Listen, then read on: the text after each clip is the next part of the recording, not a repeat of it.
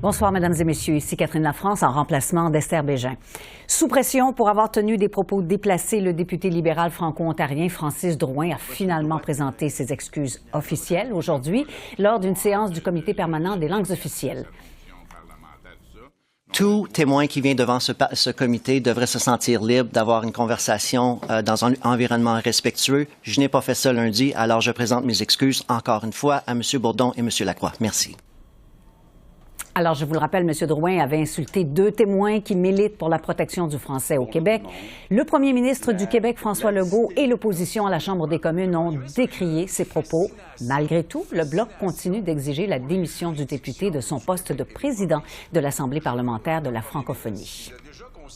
Le premier ministre en a rajouté. Il a affirmé que si le Bloc québécois réplique à ce député-là, c'est parce que, selon lui, on n'aime pas les francophones hors Québec. Selon lui, ne pas faire le tapis quand on nous insulte, ça serait d'attaquer les minorités linguistiques. Autrement dit, selon lui, les Québécois qui refusent de se faire traiter d'extrémistes et j'en passe, c'est des francophobes. Il y a des limites à dire n'importe quoi. Puis j'ai des petites nouvelles pour lui au nom des Québécois. On se laissera pas piler dessus. Le député n'a pas d'affaire à nous représenter à l'international. C'est fini. Est-ce que le premier ministre va lui montrer la porte? L'honorable vice-premier ministre et ministre des Finances. Monsieur le Président, je ne suis pas ni québécoise ni francophone, mais je veux vraiment assurer mon collègue en face que pour notre gouvernement, le français partout au pays est très important. Et on comprend qu'il y a une déclin du français au Québec et partout au pays. Et c'est pourquoi notre gouvernement appuie les francophones au Québec, les francophones partout au pays. Et on va continuer d'investir dans la langue française au Canada et dans le monde. Alors, j'en discute avec le chef du bureau parlementaire de la presse, Joël Denis Bellavance. Bonsoir, Joël Denis. Bonsoir, Catherine. Alors, on a vu des échanges musclés quand même. Oui. On a vraiment l'impression que tout ça est en train de dépasser le seuil de l'anecdote. Oh, absolument. Pourquoi? Parce que quand on attaque sur des questions linguistiques, ça soulève les passions au Québec. On l'a vu, le premier ministre du Québec a réagi.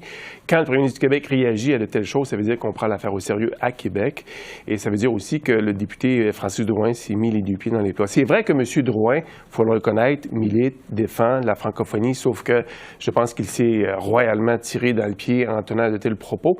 Des propos qui sont indignes, évidemment, d'un parlementaire, mais qui ne sont pas coutumes de la part des libéraux. On sent que les libéraux, depuis quelque temps, tombent dans le même piège que les conservateurs en utilisant un langage qui est non parlementaire et qui amène des échanges tout à fait indignes, acrimonieux. Parce qu'il y a toujours l'art et la manière de dire les choses. Oui, exactement. Je pense qu'il y aurait eu une façon de dire je suis en désaccord avec vous sans utiliser les mots que je ne veux pas répéter en nombre, compte tenu de son caractère odieux.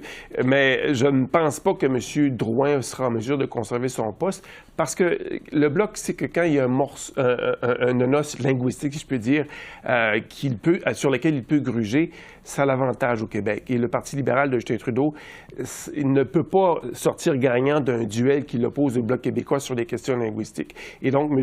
Drouin, je pense qu'il devra tôt ou tard renoncer parce que je ne crois pas que le Bloc québécois va lâcher le morceau là-dessus. D'ailleurs, on l'a vu, 3 périodes de questions en ligne où le Bloc a demandé des comptes là-dessus, on a demandé des excuses, puis ensuite le départ de M. Drouin, ce n'est qu'une question de temps avant qu'on arrive à cette conclusion, à mon sens. On va y revenir, mais si vous voulez bien, d'ici là, moi, je vais répéter en ondes certains mots, pas ceux-là, mais d'autres, parce que le ministre aux langues officielles a défendu son collègue en disant, je cite, et je pense qu'on va le voir à l'écran d'ailleurs, « Quand on a des francophones qui étudient en Alberta, ça ne francise pas la province.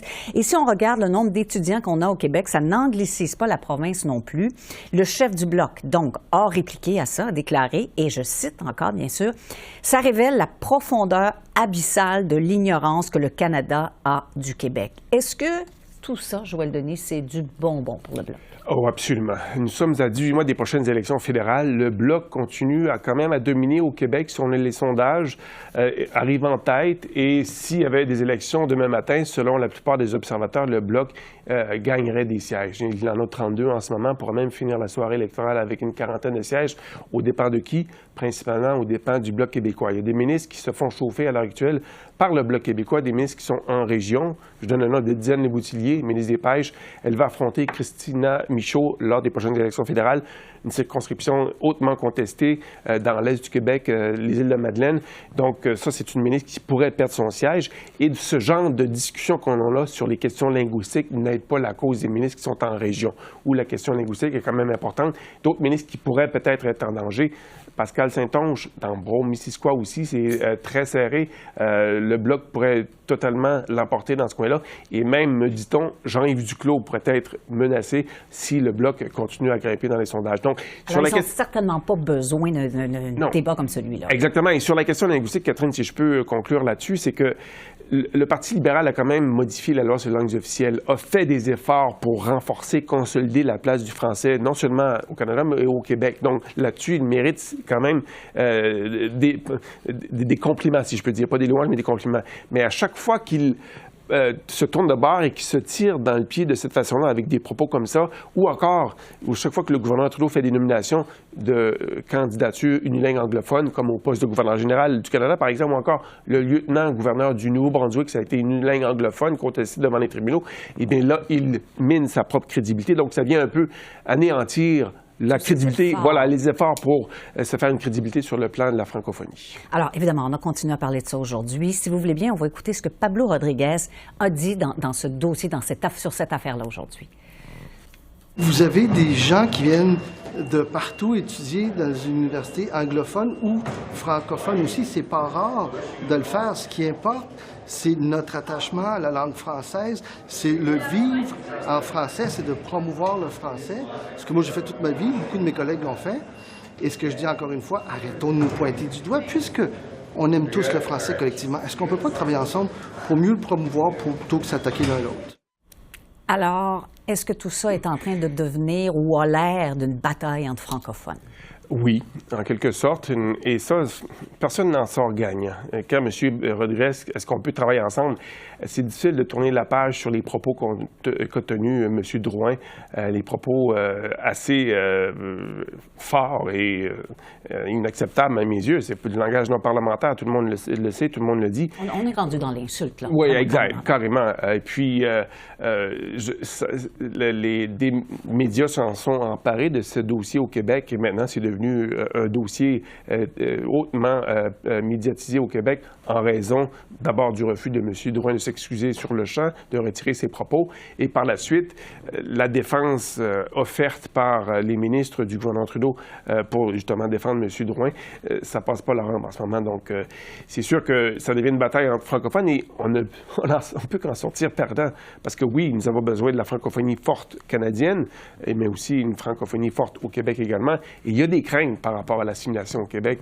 Le déclin du français à Montréal, c'est une réalité. Si vous promenez sur la rue Sainte-Catherine à Montréal, vous allez entendre plus souvent qu'autrement parler anglais. Donc, il y a quand même une nervosité par rapport à l'avenir de la langue française sur l'île de Montréal, qui demeure la métropole du Québec. Donc, il ne faut pas l'oublier, c'est la principale ville du Québec. Et si on s'anglicise là, ça suscite quand même des craintes ailleurs dans le reste de la province. Et c'est de ça dont il était question dans le fameux comité. On parlait de ça, justement. Alors, vous l'avez évoqué rapidement tantôt, mais j'aimerais qu'on revienne là-dessus. Est-ce que M. Drouin doit démissionner? Est-ce qu'il va démissionner? Je pense que M. Trudeau n'aura d'autre choix que de lui nommer un successeur parce que M. Drouin, en tant que président de l'Assemblée parlementaire de la francophonie, lorsqu'il voyage de l'étranger, représente le Canada auprès de la francophonie. Donc, c'est un poste prestigieux et je suis convaincu que ses propos ont quand même été vus par les diplomates francophones en poste à Ottawa. Donc, c'est pas quelque chose qui est contenu dans un comité sur langues officielles. Ça a dépassé les frontières de la capitale fédérale, ça a dépassé les frontières de l'Ontario, c'est rendu au Québec et je pense que ça a aussi dépassé les frontières du Canada. Est-ce que tout ça sert les conservateurs également?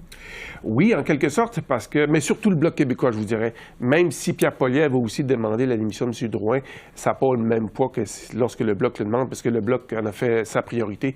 Et je présume que lorsque la Chambre va reprendre ses travaux dans 2 semaines, pas la semaine prochaine, mais la semaine suivante, à la reprise des parlementaires, on va encore poser des questions là-dessus, à moins que M. Drouin ait décidé de quitter de son propre chef ses fonctions. Joël Denis, merci d'avoir répondu à nos questions. Merci à vous.